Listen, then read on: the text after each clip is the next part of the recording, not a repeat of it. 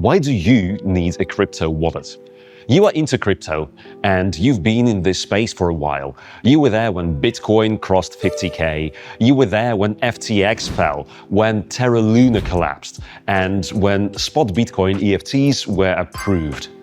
Maybe you are still trading on Coinbase, Kraken, or another exchange. It feels easy, perhaps a little too convenient.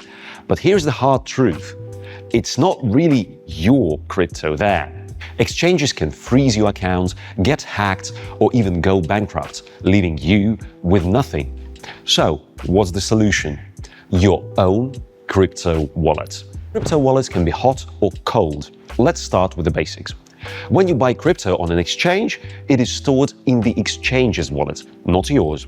You just have an account on there, and you are trusting them to keep it safe for you. You are also hoping that they will let you withdraw whenever you want to do that, and that your account doesn't get blocked unexpectedly due to new regulations or suspicious activities.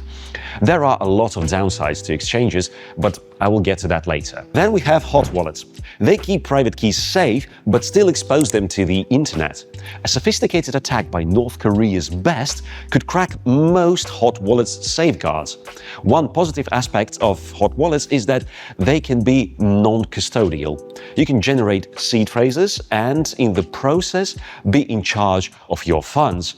You are in the driver's seat. Unfortunately, the majority of them are custodial, for example, exchange wallets. Finally, there's the cold wallet. It provides total offline private key generation and storage. Transactions are signed via Bluetooth, USB cables, and even better, NFCs. Think of putting your crypto in a physical vault requiring physical keys before opening it. The best part is that all cold wallets are self-custodial. The keys are yours and always in your possession. Now, why does this really matter? Because history has shown us what happens when you trust someone else with your money. I will not point fingers and mention names, but we are all thinking about the same company or companies.